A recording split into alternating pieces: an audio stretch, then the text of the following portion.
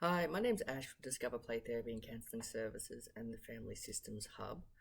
I just want to have a quick kind of, overview of what EMDR actually is. It's what I usually practice out of the Family Systems Hub, so thought I'd give a bit of an overview to help people kind of understand what it is and how it kind of actually works. It's not going to be a too long a one, but it'll give you a basic idea of what it is. So how does it work?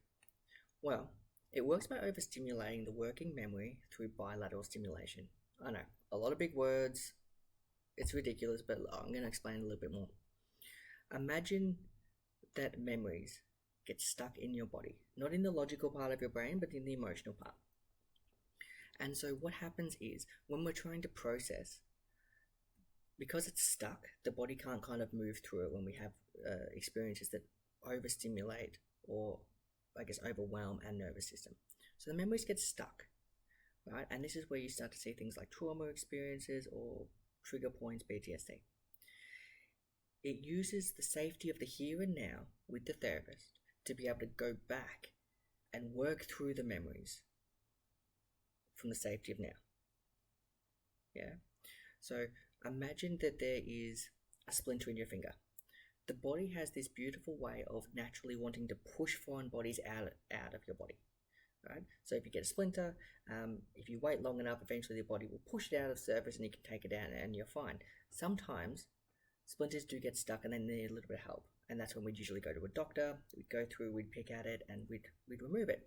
Essentially, that's what EMDR is. Imagine EMDR as the doctor that comes in and it kind of gives it a bit of a push to re-kickstart the body's natural ability to heal itself.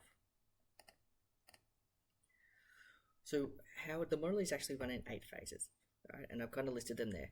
The first one is history taking. So we get to know each other. You get to know a little bit about who I am as a practitioner. I get to know about your experience, what's brought you here, what it actually is that's brought you to where you are now. The phase two is preparation resourcing.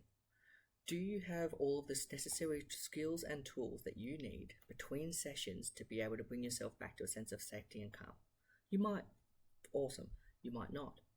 So if you don't, then part of that phase is kind of giving you those skills and the resources to be able to do that. If you do have them, I might sit there and we have some conversations around here are some extra ones that could be really useful just in case. Because what can happen with EMDR is reprocessing after our sessions can happen for another 72 hours, and it happens in the unconscious brain. So we want to make sure that you're kept safe, that people around you are kept safe, and that you've got everything that you need to be able to manage between the times that we meet. Target assessment. So phase 3 is around focusing on what are we actually going to work on.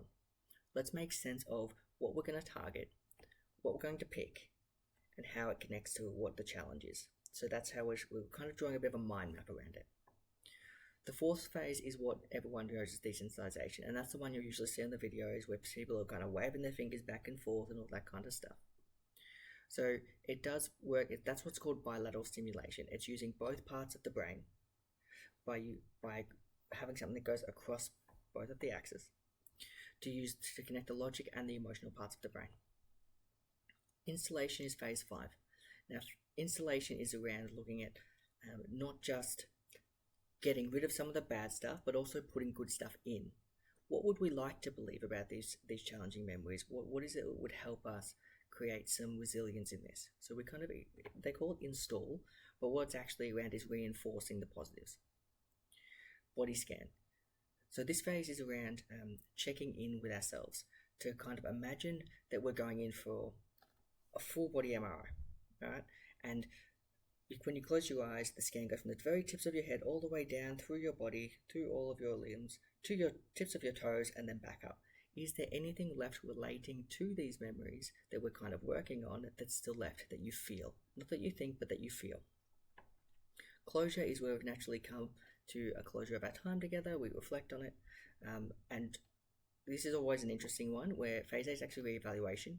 So what happens is in phase 4, sometimes you won't get to completely desensitize a memory. And so we have what they call an incomplete memory, or an incomplete sequence. Because of that, what we do is we do a reevaluation when we meet the next time to check in what's happened in between, so that way we can pick back up on the desensitization. Hope that kind of makes sense. So EMDR works in three different presents: the past, the present, and the future. So we're looking to desensitize the past, reduce the triggers in the present, and strengthen our ability to cope in the future. So to do EMDR effectively and to get the absolute most out of this sequence, it's best to always do the three. Some people just want to do the past, and that's okay. Obviously, it's not desirable. We would always prefer to do the complete work. It's basically, we can either take the algae out, or we can work together to secure the present and then kind of strengthen you up for the future too. A question that I get asked a lot is what is it actually used for? So these are actually in the EMDR therapy kind of pamphlet that EMDR will give out. These are some examples. This list is obviously not exclusive. There was a lot of different things plus many more that we can use it for. But some of the common ones that you'd see it for is depression, anxiety, phobias, panic attacks, overeating or eating challenges, nightmares, addictions, chronic pain, and the probably most common one that you'd hear about is PTSD. So that's it for the moment. That's given you, I guess, a very brief overview of what EMDR is. When I do EMDR, obviously I do it online for the Family Systems Hub. If someone's coming directly to me and I'm quite close, that's a spelling mistake. There we go. Then we would do it in person, and there would be a light bar and that kind of stuff. So, but if you're wanting to learn a little bit more, you can always contact me at discoverplaytherapy.com.au or at the Family Systems Hub. I'm pretty easy to get a contact, and we're more than happy to have a free consultation for 10-15 minutes to find out whether this is the right modality for you, or if I need to kind of support you to find another way of working. Hopefully hear from you soon, and hope this kind of gives you a very brief overview of what EMDR is and kind of how it works.